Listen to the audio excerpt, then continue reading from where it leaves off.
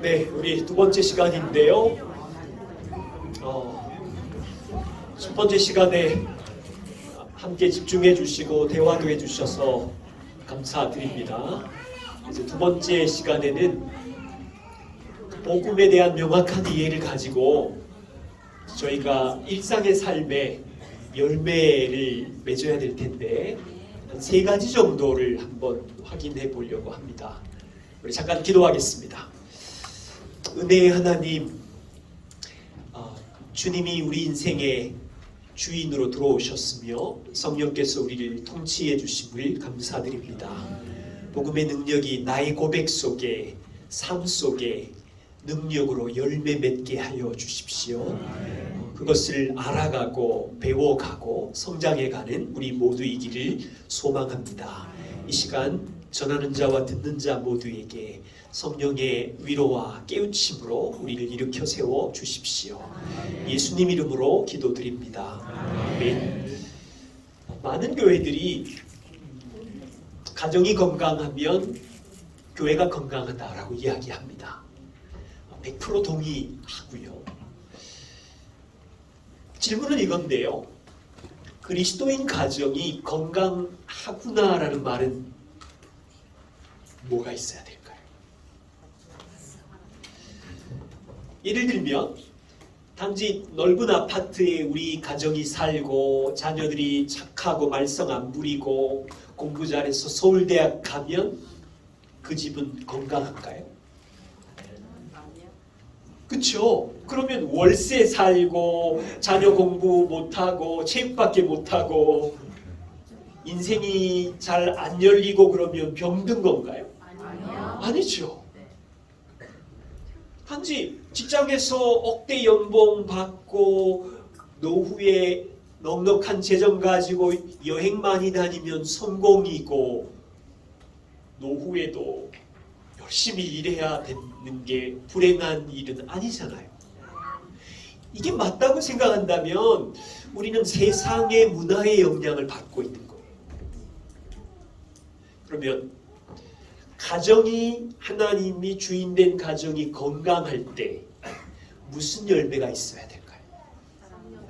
사랑의 열매, 행복의 열매, 화평의 열매, 감사의 열매. 다 나오네요. 네, 감사합니다. 복음의 열매. 희락, 기쁨, 감사, 겸손. 자, 지금 말씀하신 것이 다 정답이고요. 성령 안에서 나오는 열매예요. 감사의 열매가 그냥 나오지 않죠. 불평의 재성을 죽여야 나오는 거고, 평안의 열매가 그냥 나오지 않죠. 인생에 밀려오는 염려를 쓰레기통에 던져야 평안이 나오죠. 그 전 단계들을 복음으로 박살을 내야 열매가 나오는 거거든요. 그래서 저는 오늘 한 3가지 정도 열매를 말씀드리고 싶어요.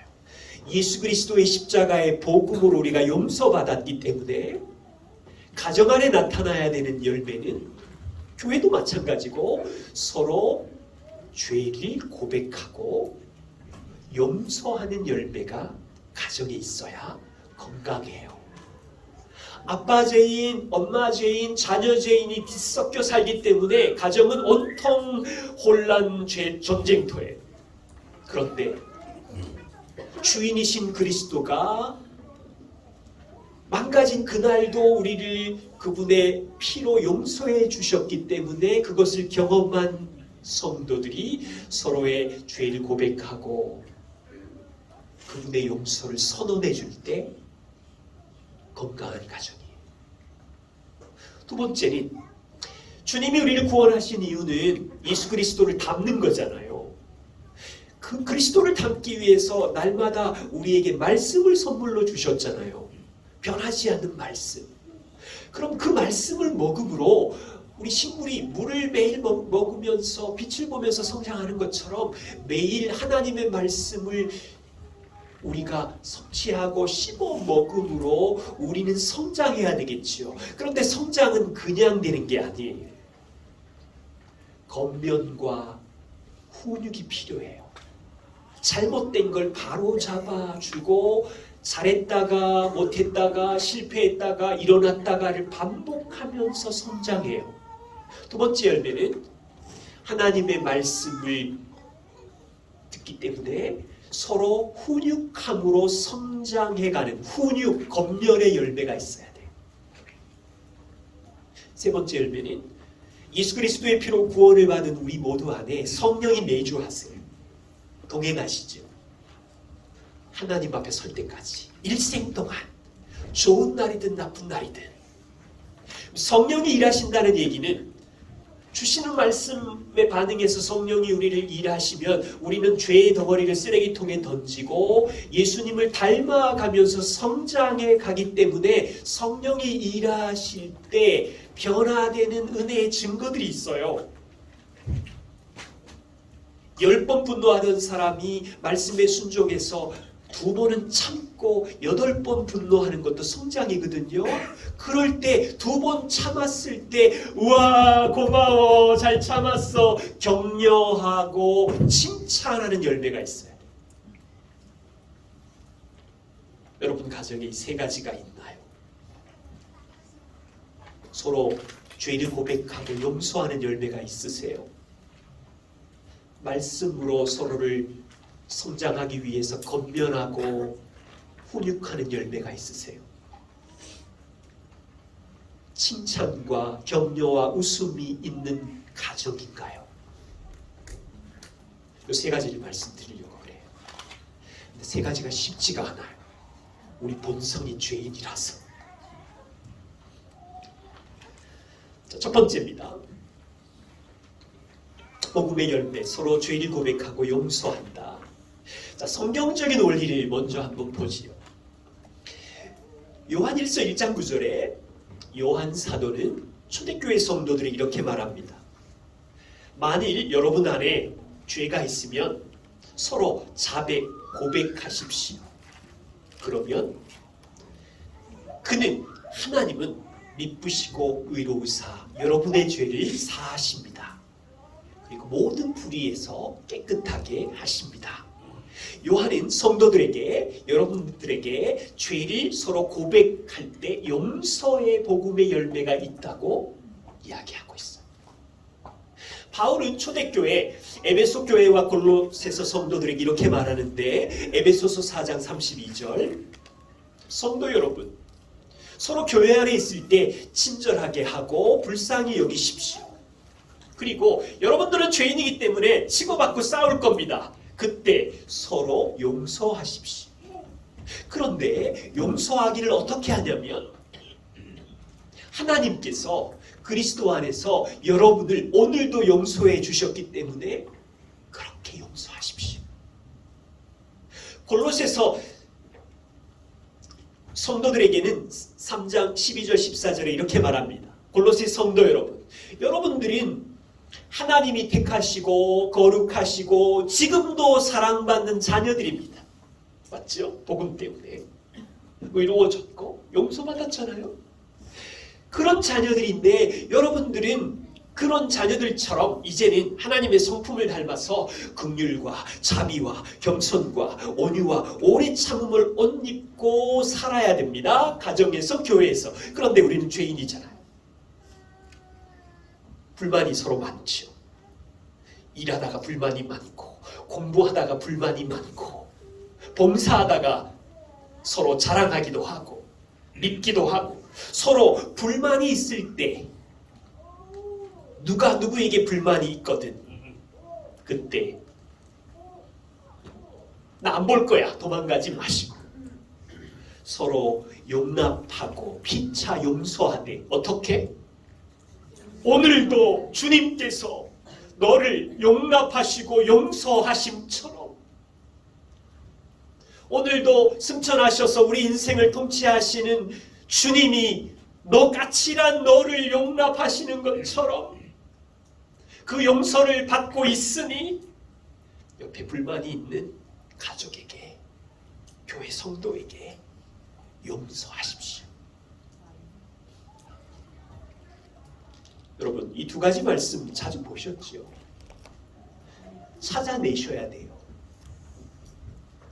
왜 용서하는 이유가 어디에 있는지. 세상 친구들과 도시 사람들을 잘 보세요. 가정에서, 직장에서 그들은 서로 용서하고 용납하면서 살아갑니다. 이유가 뭐예요? 직장에서는 밥 먹고 살아야 하니까 까칠한 상사를 그냥 이를 악물고 참지요. 밥 먹고 살아야 되니까 못된 말 상처를 입어도 참지요. 가정에서 안 믿는 사람들은 왜 참아요? 내가 좀 착하니까 참을 거야. 가정의 평화를 위해서 참을 거야. 자녀들이 상처 입으니까 참을 거야. 세상 사람들도 참아요. 우리 부모님들 그렇게 참고 여기까지 오셨지. 바울은 동기가 그게 아니에요. 도덕적이고 윤리적인 동기가 1도 없어요. 네가 참아야 가정이 평안하다 이런 동기가 아니에요. 복음의 진리를 말하고 있어요. 바울은 착하니까 용납해라, 가정의 평화를 위해서 양보해라, 이런 도덕적인 이유는 1도 없어요. 뭐예요? 복음의 진리를 말하지요. 하나님이 아들 예수 그리스도를 통해서 너희를 용서하셨기 때문에, 창조자 하나님이 너처럼 망가지고 불순종하는 너를 오늘도 아들을 죽여서 모든 죄값을 지불하셔서 용서하셨기 때문에 너도 내 눈에 보이는 까다롭고 불만이 있는 가족들을, 성도들을 품어주면 안 되겠니? 이유는 복음이. 하나님의 아들 주께서 너를 용서하시려고 십자가에 대신 진노와 저주를 잔을 비웠다 그런 마지막 한 방울까지 다 해결하셨기 때문에, 그래서 너는 깨끗해진 용서받은 자이기 때문에 오늘도 보좌에 계신 그분이 너의 이 상황을 다 보고 있는데 값이 지불되어서 용서받은 아들로 딸로 서 있기 때문에 너 옆에서 힘들게 하는 그 100데나리온 때문에 고생하지 말고 용서해 줄 수 있겠니?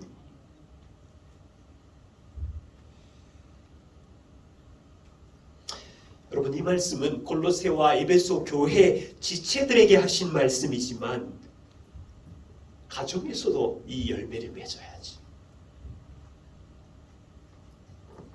부부끼리 살면 얼마나 불만이 많습니까? 아이들을 키우는 동안 10대 청년이 될 때 부모의 마음에 힘든 갈등의 지점이 얼마나 많습니까?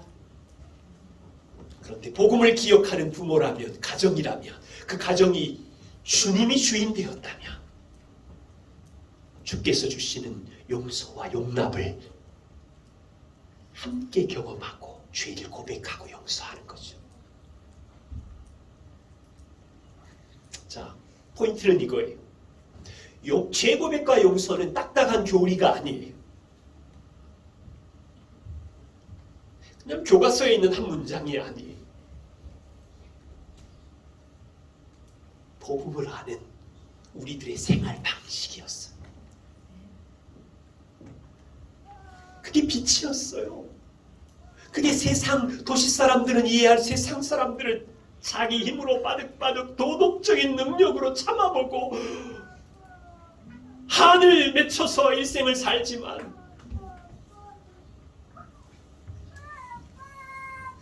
물론 이 죄고백과 용서가 쉽지가 않습니다. 그 이유는 우리 인정하자고요. 내 본성이 이게 얼마나 여러분 쉽게 이게 고백이 돼요. 아버지로서 아내에게, 아이들에게 아들아 잘못했다, 이게 죄가 고백이 되나요?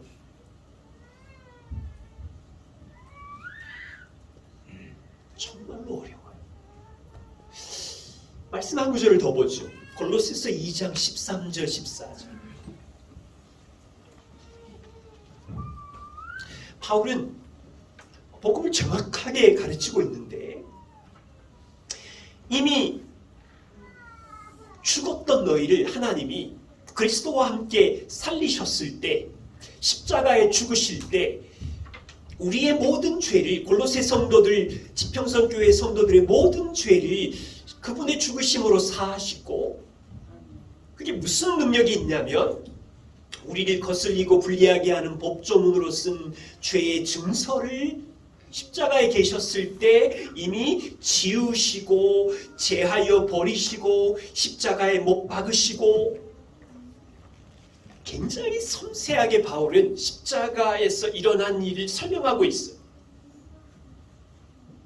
하나님의 아들이 십자가에 죽으실 때 여러분이 아까 그 책 예화 기억나시죠? 어릴 때부터 인생 전체에서 마음과 생각과 동기로 행한 모든 죄의 목록과 증서를 어떻게 하셨다고요? 십자가에서 우리가 받을 죄값은 죽음인데 그 증서를 지우개로 박박 지우시고 제하여 버리시고 찢어서 그냥 막 쓰레기통에 던져서 구겨가지고 없애버리셨어. 끝내버리셨어.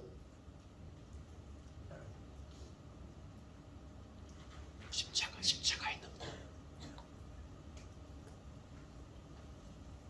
세상 사람들은 이 복음의 능력을 모르기 때문에 집안에서 참다가 서로의 죄 목록을 끄집어내가지고 무기로 삼는 거예요. 지난주에 나한테 독한 말 한 거, 몇 년 전에 내 마음에 못으로 박은 거, 죄의 목록들을 끄집어내가지고 공격의 도구로.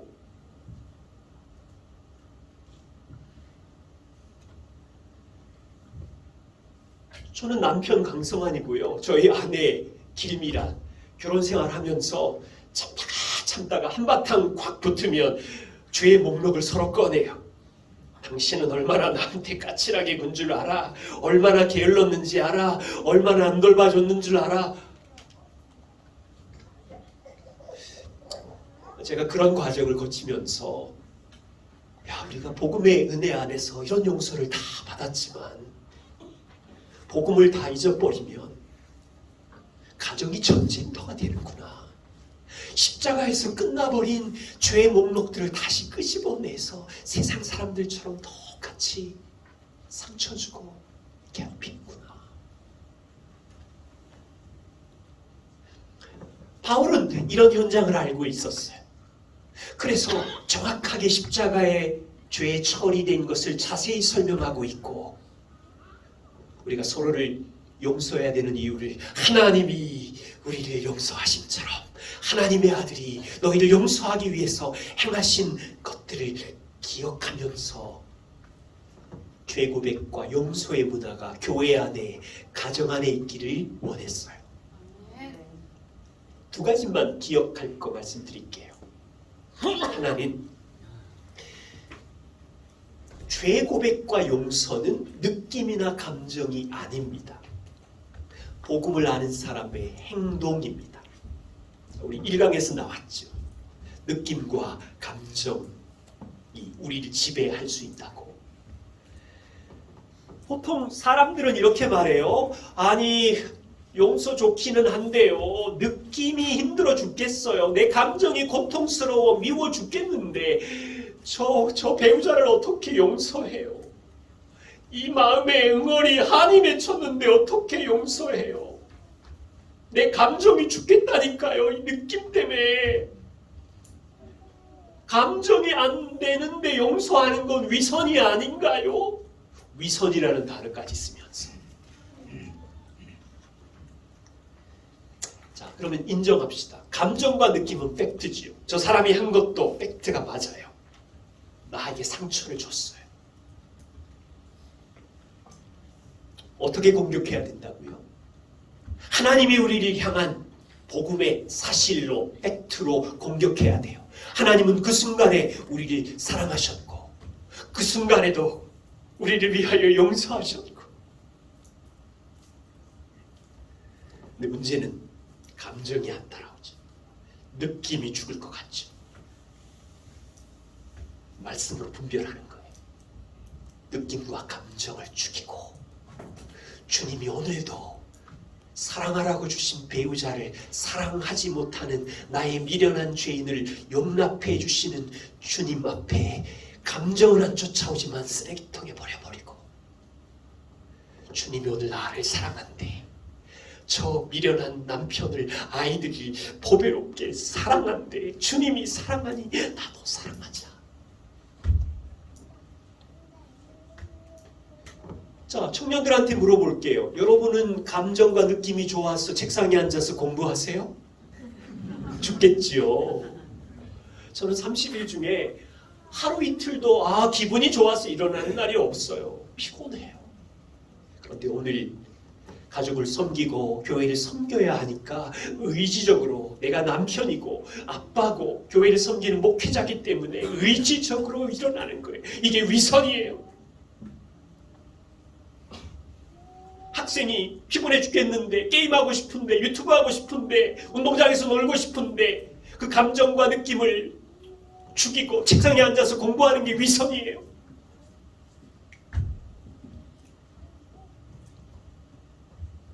우리는 진리의 말씀을 붙들고 고백하는 거죠. 재고백과 용서도 이와 같습니다. 상대방을 용서할 느낌이나 감정이 내 안에 막 솟아서 용서하는 것이 아니에요. 기뻐서 하는 것이 아니에요. 내가 오늘 받은 하나님의 용서와 사랑을 기억하기 때문에, 진리이기 때문에 의지적으로 복음에 반응해서 나는 죄인입니다, 주님이 이제 용서하셨습니다. 누가 용서하면 용서해 주는 거고 고백하는 거예요. 두 번째 기억하실 게 있어요. 재고백과 용서에서는, 용서는 잊어버리는 게 아니라 문제 삼지 않는 거예요. 어떤 분들은 이런 말을 해요. 그냥 잊어버려, 없는 걸로 해. 잊혀져요? 상처를 줬는데, 독한 말이 박혔는데 안 잊혀지잖아요. 하나님도 잊으시는 게 아니에요. 하나님은 전능하셔서 과거와 현재와 미래와 우리의 감정과 느낌 모든 걸 다 아시는 분인데, 잊어버리는 게 아니라 아들이 이미 모든 값을 지불하셨기 때문에 그것에 대해서 문제 삼지 않는 거예요. 하나님은 잊으실 수 없는 분이에요. 그런데 아들이 우리를 위하여 모든 대가를 지불해서 끝내신 죄이기 때문에, 저주가 끝났기 때문에 문제 삼지 않는 거예요. 종종 성도님들을 만나면 용서를 오해하고 이렇게 말하는 분이 있어요. 나는 그 사람을 용서해요. 그런데 만나고 싶지는 않아요. 나는 그 사람 기도하면서 용서했다니까요. 그런데 같은 이불에서 자고 싶지는 않아요. 말도 썩고 싶지 않아요. 용서했다니까요. 근데 안 만날 거예요. 죄송하지만 하나님의 용서를 엄성하게만 이해하신 거예요. 하나님 입장에서 생각해 보세요. 우리가 죄를 지었어요. 하나님께 우리의 죄를 고백했어요. 하나님, 제가 죄인입니다. 용서해 주십시오. 그랬더니 하나님께서, 그래, 내가 용서하마. 그런데 너 대체 몇 번째인 줄 아니? 용서를 하지만 앞으로 너 안 만날 거야. 나한테 찾아오지 마.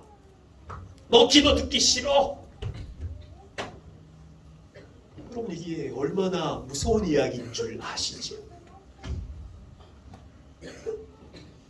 두 번째 기억하실 게 있어요. 서로를 용서할 때 잊어버릴 수는 없지만 주님이 그 죄에 대해서 처리하시고 문제 삼지 않기 때문에, 감정은 문제 삼고 싶지만 복음의 사실로 용서하는 거예요. 왜냐하면 예수 그리스도 안에서 결코 정죄함이 없다고 나에게 말씀하셨고, 내가 그 안에 깨끗한 완벽한 용서를 받았기 때문에 저 사람을 주님이 완벽하게 용서하셨기 때문에 문제 삼지 않고 복음을 경험하는 거예요.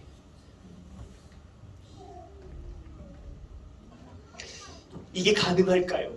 죄 고백과 용서가 우리 가정의 생활 방식으로 자리 잡는 일. 교회 구역원들이 모였을 때 잘하고 싶지만 우리의 죄성 때문에 갈등이 있고 부딪혔을 때, 불만이 있을 때 하나님이 저 사람을 용서하셨지, 나를 용서하셨지, 그리스도가 나를 위해 죽으셨고 저 사람을 위해서 죽어서 깨끗게 하셨지, 이 동기 때문에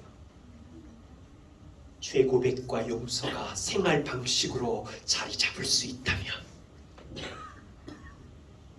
최고인 거죠. 두 번째입니다. 하나님의 말씀이 우리 안에 평생 있으면 우리는 그 말씀에 순종함으로 성장해 갑니다. 그런데 말이 성장이지 그게 쉽지가 않아요. 왜냐하면 성장은 실패했다가 일어나고 실패했다가 일어나고를 반복하잖아요. 보세요. 일반적인 삶도 사람이 성장하려면 실패했다고 일어나면서 앞서 걸어가신 선생님들의 훈육과 검열을 받으면서 성장하죠. 우리가 예수 그리스도를 닮아가는 것도, 가정 예배를 세우는 것도, 말씀 묵상을 세우는 것도 하루아침에 되는 사람은 없잖아요. 근육도 죽었다가 다시 만들어지고, 예를 들면 초등학교 1학년생이 수학 1학년 때는 뭐 배워요? 3 더하기 3은 5 더하기 5는? 초등학교 5학년 가면 그런 거 문제도 나오지도 않아요. 수학시험에 33 곱하기 856은 4 더하기 4는 5학년 6학년 자리에게는 안 나오지요. 영어는 어떻습니까? I am father, you are son. 처음에는요 단순한 문장을 배우지만 조금만 커보세요. 굉장히 고급 문장, I am so happy, my son is smart and wonderful. 그 다음 모르겠어요. 동물의 보세요. 부모님과 선생님은 일상의 삶에서 우리의 자녀들이 초급 수준이 아니라 자유롭게 영어를 말하는 수준으로 성장하기를 원하지요. 그런데 그냥 성장하는 사람은 실패하고 일어나고 이걸 반복해요. 수학도 운동도 피아노도 작은 것부터 배우고 틀리면 다시 바로잡고 다시 연습하고 다시 야단 맞고 5년 10년 연습하고 다시 일어나고 연습하고 다시 일어나고 누군가의 선생님의 권면을 듣고 다시 일어나고 해서 조금씩 성장하는 거예요. 성경의 원리도 이와 같습니다. 우리가 칭의, 하나님의 자녀, 입양되는 이 복음은 하나님 편에서 다 하신 일이지만 일생 동안 성령과 동행하면서 주님 앞에 설 때까지 말씀에 반응하면서 성장하는 것은 이 원리입니다. 심고 거두는 원리, 훈육과 권면의 원리가 있어야 됩니다. 예를 들어 볼게요. 구약에 있는 잠언 9장 9절, 지혜 있는 자는 교훈을 더하고 그가 더욱 지혜로워질 것이요 의로워질 것이고, 8절, 거만한 자를 책망하지 말아라. 책망하면 그 거만한 자가 너를 미워할 것이기에 두려우니라. 12장 1절, 훈계를 좋아하는 자는 지식을 좋아하거니와 훈계, 징계를 싫어하는 자는 짐승과 같으니라. 여러분, 이 말씀만 봐서는 무슨 말이지? 솔로몬의 지혜는 탁월합니다. 솔로몬은 알았어요. 모든 인간이 완전하지 않고 성장 중이고 여전히 약하다는 걸 알았어요. 그런데 솔로몬이 보니까 지혜로운 사람은 지식이 더하는데 어떻게 지식이 더하냐면 연약할 때 훈계를 싫어하지 않아요. 권면을 싫어하지 않아요. 누가 바로잡아주면 겸손하게 받아들여요.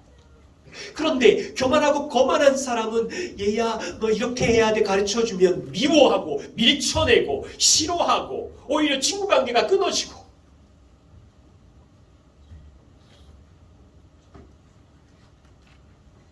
여러분, 그래서 저는 이 생각이 많이 들어요. 아, 그렇구나. 겸손하게 말씀의 원리가 들려졌을 때 바로잡아주는 훈육과 겉면을 잘 받아들여야 성장하는 것이고 지혜가 더하는 것이고 복음의 능력을 더 많이 경험하는 것이고, 훈육과 겉면이 너무 중요하네. 세상의 원리도 그러네. 그런데 눈을 이렇게 보니까 남편이 아내를 건면하면 아내가 돌아지고, 아내가 남편을 건면하면 남편이 집 안 들어오고, 교회 안에서 건면을 하면 친구 관계가 깨어질까봐 서로 눈치 보고 있고, 사랑 안에 건면을 하고 싶지만 사랑 안에 건면이 뭔지 몰라서 막 화내고 불친절하게 도와주다가 또 막 뒤틀어지고. 그런데도 겉면이 있어야 성장하는 거였네. 굉장히 어려운 이야기를 지금 하고 있습니다. 히브리서 12장에 보시면 9절 10절인데요. 너희 가정의 육신의 아버지가 우리를 징계하여도 바로잡아주는 거죠. 자녀들은 공경하였거늘 하물며 모든 영의 아버지께서 아들을 죽이시기까지 사랑하신 그분이 우리를 자녀 삼아놓고 이멋대로 살아라 그렇게 하는 게 아니라 성장시켜서 예수님 닮게 해야 되니까 인생에 수많은 도구를 사용해서 훈육하시잖아요. 그런데 육신의 아버지는 훈육할 때 자기 뜻대로 자녀들을 징계하거니와 오직 하나님은 자기 뜻대로가 아니라 우리의 유익을 위하여 거룩을 위하여 우리를 양육 징계하느니라. 그래서 사랑하는 성도 여러분, 훈육이 없으면 자녀가 아닙니다. 사생자입니다. 하나님은 여러분이 자녀이기에 인생에 고난을 주십니다. 징계를 주십니다. 그러면서 쭉 나오는 본문이에요. 우리 모두 부모이지요. 부모는 자녀를 어떻게 훈육합니까? 자기 뜻대로, 자기 이기심대로 아이들을 끌고 가다가 자기 감정대로 소리 지르고 감정 조절 못하고 가끔씩 아이들이 대들면 독한 말로 반격하고 자기 유익을 위하여 훈육해도 자녀들은 우리를 위해서 그러시니까. 부모 여러분, 자기 기분대로 훈육하는 거 자녀 잘되라고 하는 일이지만 자기 기분과 분노가 자녀에게 상처를 줬다면 우리는 어떻게 해요? 첫째 열매로 달려가면 돼요. 죄의 고백과 용서. 그리고 아들아, 아빠가 말한 동기는 이거야. 너를 잘되라고. 온유와 친절로. 하나님 아버지는 어떻게 훈육해요? 우리를 사랑으로 우리의 거룩의 유익을 위해서. 하나님 아버지의 훈육은 우리를 골탕 먹이려고 하는 게 아니에요. 이 나쁜 놈 고생 좀 해봐라 복수하는 징계가 아니에요. 하나님은 지혜롭고 선하셔서 어느 정도의 강도로 고난을 줘야 내 자녀가 이해하는지 징계의 강도도 정하시고요. 우리는 안 그렇지. 기분 나쁘니까 보통 한 3배 이상의 해초리를 죄송합니다. 그만. 핵심은 이겁니다. 핵심은 하나님께서 자녀인 우리를 아들의 피로 구원해 놓고 일생 동안 우리 안에 있는 죄를 버리고 거룩으로 성장하기 위하여 말씀으로 훈육하신다는 거예요. 그렇다면 여러분의 가정도 교회도 이 원리를 가지고 목표는 그리스도를 닮아가는 일이기에 서로 건면하고 훈육하는 생활 방식을 가지고 오는 거죠. 조심할 게 있어요. 굉장히 좀 어렵지만 두 가지 말씀을 드립니다. 권면하고 훈육할 때 하나는 사랑이 없는 사실만 말하는 것을 조심하십시오. 사랑이 없는 사실. 대체 오늘 몇 번째 싸우는 거니? 5번째야. 하루 종일 싸우잖아. 이건 맞아요. 사실이죠. 근데 온유와 친절이라는 사랑이 없어요.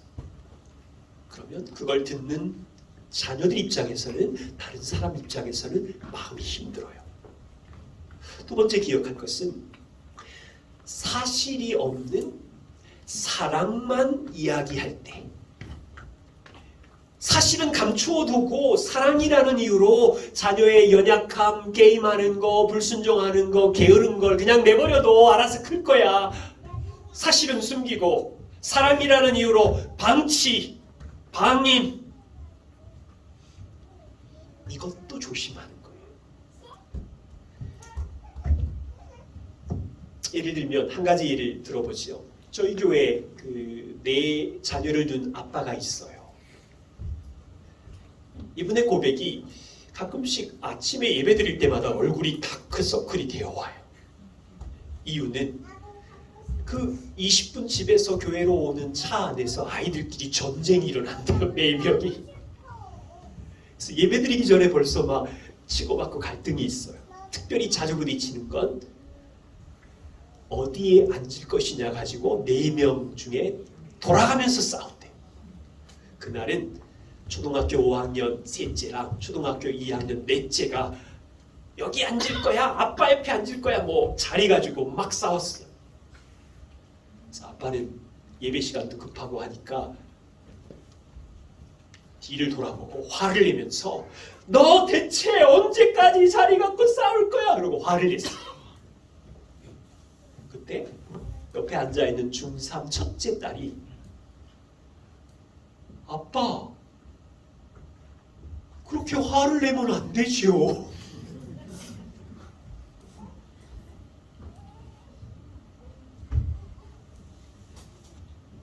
여러분 이럴 때 어떻게 하세요? 되게 당황스러운 거예요. 아빠가 셋째와 넷째를 도와주고 있는 건데 사실을 말한 거예요.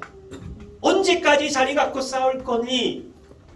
근데 조금 전에 같이 나눈 것처럼 사실은 말하지만 사랑이 없어요. 온유와 친절이 없어요. 옆에서 지켜보던 첫째 딸이 아빠, 그렇게 큰 소리로 애들에게 분노하고 짜증을 내면 안 되지요. 사실을 말했어요. 근데 맞아요. 근데 이때 이제 아빠가 첫째 열매, 복음의 열매로 달려가서 죄 고백과 용서를 구하면 평안하죠. 근데 이제 가끔씩은 차 안에서 막 치고받고 해서 예배당 안으로 못 들어올 때가 종종 있을 수 있어요. 조심하셔야 되겠죠. 자, 두 가지를 말씀드렸습니다. 사랑이 없는 사실로 분노로 할 때 조심하셔야 되고요. 그러나 항상 차 안에서 예배 드릴 때마다 가족끼리 자녀들끼리 싸운다면 그 사실을 나 사랑하니까 그냥 싸우게 내버려 둘 거예요 하는 것도 아니지요. 그러면 여러 번 부딪히는 게 보이신다면 가족이 한번 모여서 가족 회의를 하세요. 자리를 어떻게 할까? 몇 달 동안 지켜보니 우리가 예배드리러 가기 전에 너무 자리 때문에 다툰다. 너희 생각은 어떠니? 그래서 이제 원리를 가지고 뭐 첫째가 어디에 앉고 둘째가 어떻게 앉고 이런 정리를 하는, 사실을 내버려 두지 않는 지혜가 필요한 거죠. 그렇게 해서 아이들이 서로 자기 이기심으로 가득 차 있지 않도록 건면하고 훈육하면서 습관을 도와주는 거죠. 작은 예입니다. 가정 안에 서로 훈육하고 건면하면서 성장하는 문화를 만들어 주시기를 부탁드리고, 세 번째입니다. 서로 격려하는 문화입니다. 격려하는 열매. 성경적인 원리를 말씀드리면 히브리서 10장 24절 있으시죠? 같이 한번 읽어보겠습니다. 시작.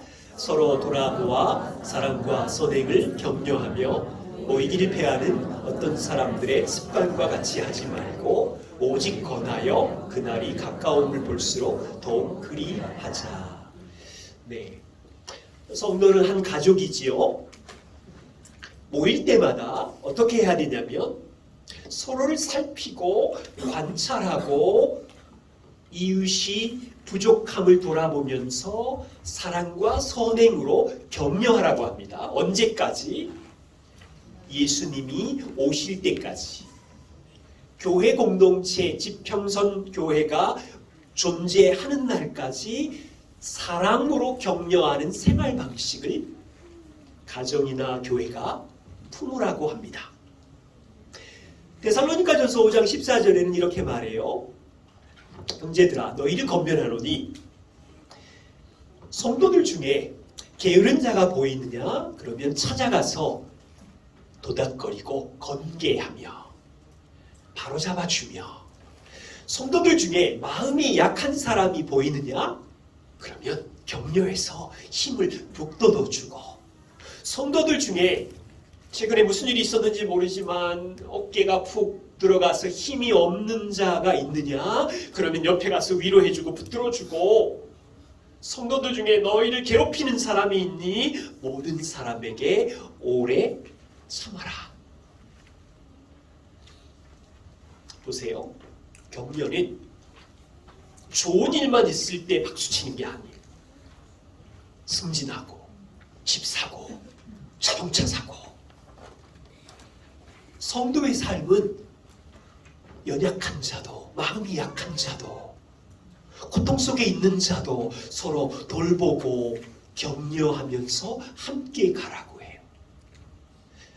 그런데 참 어렵습니다.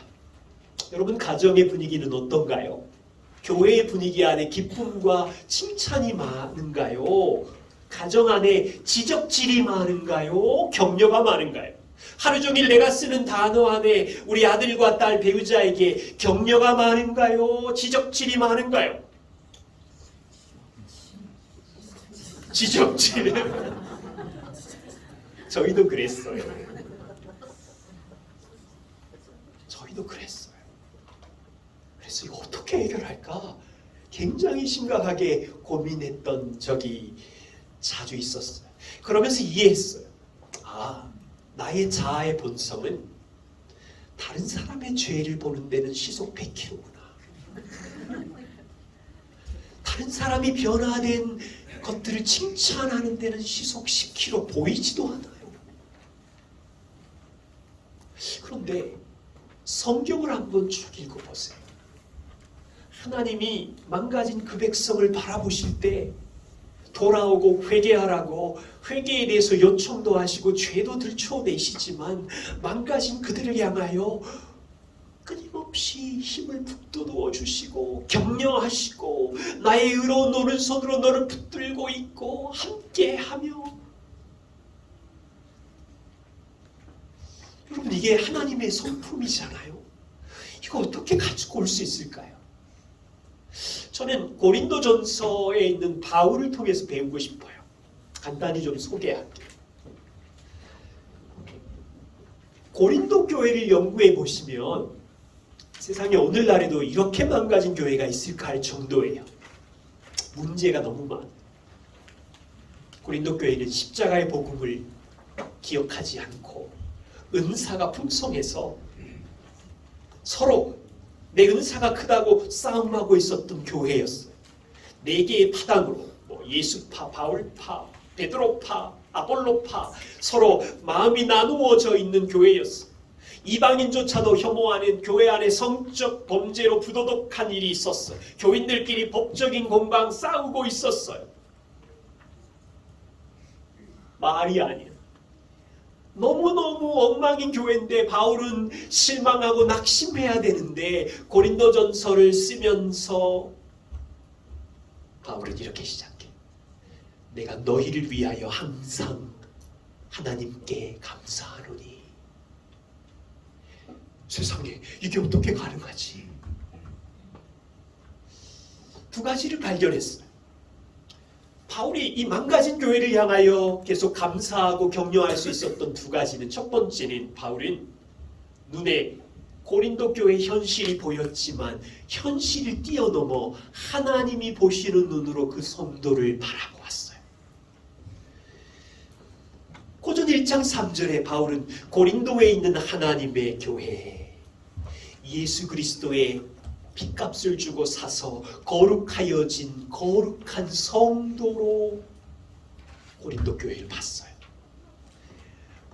제가 재밌는 생각을 했는데, 야, 세상 사람들이 고린도 교회를 보면 웃었겠다. 진짜 웃기는 집단이네. 서로 파당을 지어 싸우지를 않나. 우리랑 비슷하잖아. 그 교인들끼리 서로 성적인 범죄가 있지를 않나. 자기 잘났다고 가진 걸로 자랑하지 않나. 법적인 공방을 하지 않나. 세상 도시 사람들이 봐도 고린도 교회는, 죄송해요, 쓸모없는 존재들. 자, 고린도 교인들끼리는 어떻겠어요? 우리가 우리를 볼 때 예수님의 피로 거룩해졌다고는 하지만, 야, 저 집 꼬라지를 좀 봐봐. 성적인 범죄가 있어. 저 집이랑 저 집이랑 봐봐. 서로 법적으로 밖에서 고소하고 고발하고 난리가 났어. 저쪽에 좀 거룩하다고 하는 뭐 방언의 은사, 무슨 은사로 서로 자랑질하면서 또 토라졌어. 본인들이 봐도 우리는 형편없는 존재. 그런데 바울이 하나님의 관점으로 이들을 보는 거예요. 너희끼리 봐도 형편없지만 하나님이 너희를 사랑하셨어. 아들을 십자가에 죽이기까지 하셔서 거룩하게 하신 성도야. 두 번째 관점은, 바울은 눈에는 망가져 있는 고통스러운 현장을 보지만 바울의 고백은 하나님이 그들의 삶에 개입하셔서 신실하게 지금도 일하신다는 것을 알고 있었어요. 8절과 9절을 보세요. 지금도 승천하셔서 너희를 다스리는 주께서 너희 눈에는 엉망이고 쓰러져 있지만 예수 그리스도의 날까지 책망할 것이 없는 자로 지금도 너희를 교회의 머리이신 주께서 견고하게 붙잡고 있느니라. 너희는 너희끼리 형편이 없다고 말하지만 주님은 너희를 불러서 아들 예수 그리스도와 지금도 교제하고 있느니라. 보이세요?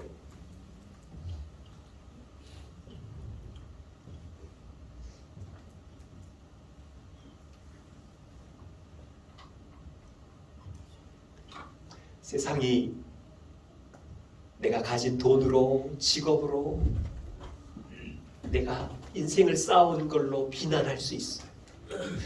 우리끼리 지난 교회의 역사의 아픔으로 우리끼리 신음하고 지난 교회 내 인생의 죄의 상처와 흔적으로 우리끼리 신음할 수 있는데, 우리가 누구예요? 거룩하신 하나님이 사랑하사 자기 아들을 십자가에 죽이시기까지 사랑해서 용서하셨고 거룩하게 하셨고 성령을 보내서 지금도 견고하게 하시려고 책망할 것이 없는 자로 세우려고 일하고 계시는 주의 백성, 이게 있기 때문에 격려할 수 있는 거예요.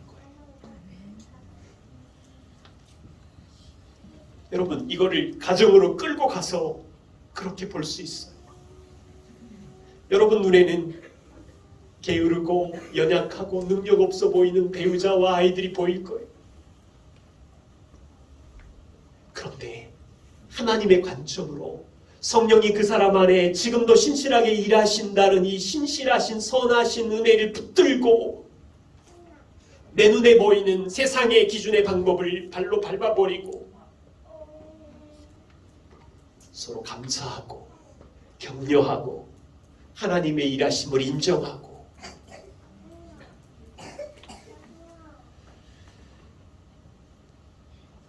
어떻게 격려할 수 있을까요? 간단한 팁을 두 가지 말씀드립니다. 하나는요,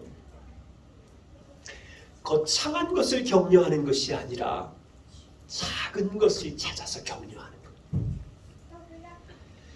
흔히 암이 극적으로 낫고 어려운 대학을 들어가고 사업이 갑자기 대박이 나면 와, 하나님의 역사. 그것도 하나님의 역사지요. 그런데 암이 났는데 어제보다 오늘 슬픔을 좀 감추고 이겨내려고 견디고 있는 이 하나님의 은혜의 역사를 격려하시나요? 전 지금도 설거지가 좀 힘들어요. 설거지 할 때마다 마음의 전쟁이 일어나요. 근데 집에 들어가면 어릴 때부터 막 산더미처럼 쌓여 있으니까 눕기 전에 설거지를 해줘야 누울 수 있어. 안 그러면 막 싸움이 날 수도 있잖아요. 근데 한 번은 제가 설거지를 하다가 진짜 몇 년 됐을 거예요. 그 주변에 테이블에 있는 물기까지 다 닦아줬어요. 그리고 음식 쓰레기까지 다 치웠어요. 그날 처음이었어요. 그냥 설거지만 하고 주변은 내팽개치고 들어가서 쉬었는데 그날은 오랜만에 테이블도 다 물기 정리해주고 음식 쓰레기까지 딱 치웠는데 뒤통수에서 여보 당신 설거지 달인이야 고마워. 그 다음 설거지 할 때 또 생각나는 거예요. 그래서 또 닦아주고 또 치워주고 그리고 알게 됐어요. 이게 격려의 힘이구나. 설거지 달인이고 멋진 남자고 이 말에 제가 홀라당 넘어가가지고 지금도 끝까지 그냥 하여간 음식 쓰레기까지 다 치워주고 있어요.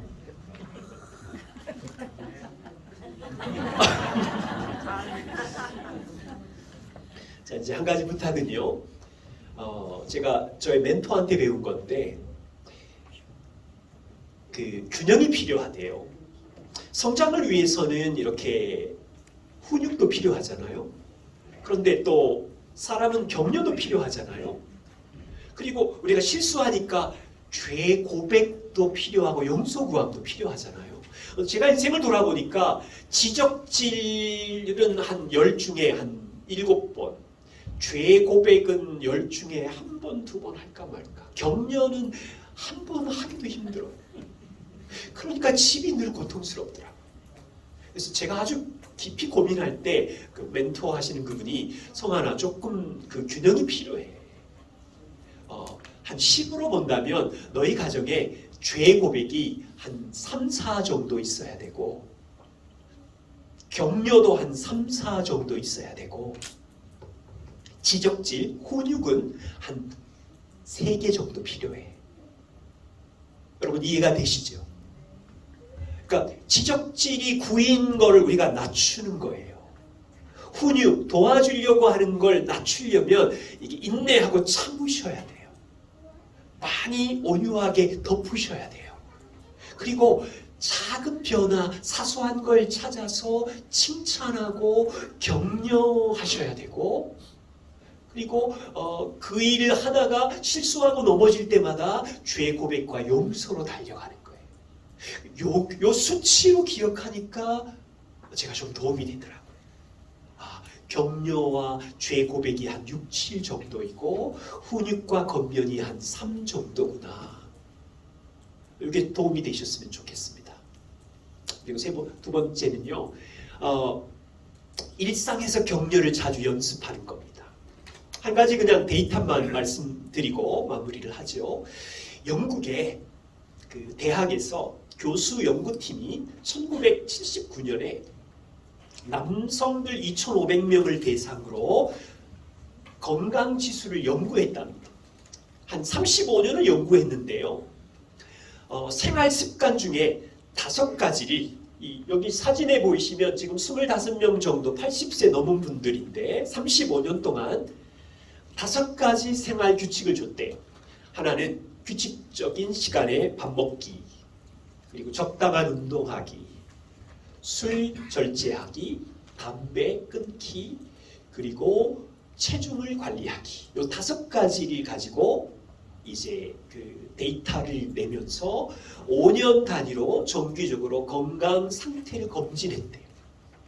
그래서 당뇨나 심장질환이나 발작 등을 검사했는데 여기 25명은 2,500명 중에 1%에 해당되는 사람인데 이 사람들이 이 규칙을 지키면서 규칙을 지키지 못한 다른 사람들이랑 심장질환이 12년 늦게 왔고 치매에도 거의 걸리지 않았고 이 발표를 한 거예요. 연구 결과는 일상의 삶의 사소한 일, 잘 먹고 잘 자고 운동하고 금연금주 이것이 최고의 건강 비결이라는 것을 입증한 것인데 1%만 동참을 했어요. 나누고 싶은 건 이겁니다. 예수 그리스도가 삶과 죽음으로 이루신 복음의 능력은 탁월한 영광이고 능력인데 오늘 함께 나눈 이 세 가지 예수 그리스도의 십자가의 용서를 적용하는 사람, 그분의 말씀으로 건면하고 훈육해서 성장하는 사람, 성령이 일하시기에 칭찬하고 격려하는 사람이 1%밖에 실천 경험하지 못한다면 이거 진짜 억울하다. 복음은 변함이 없는데. 그래서 지평선 교회가 하루아침에 변화되지는 않지만 천천히 조금씩 용서와 격려와 서로 건면하는 근육을 전략적으로 키워갈 수만 있다면 가정에서 교회에서 그러면 복음의 능력을 경험하는 행복한 교회가 되리라고 믿습니다. 네. 하나님 우리 모두에게 아버지의 말씀과 성령의 도우심으로 하루하루를 담대하게 살게 해주십시오. 복음의 진리의 사실을 나 자신에게 우리 가정에서 열매 맺고 그 기쁨을 누리게 하여 주십시오. 예수님 이름으로 기도드립니다.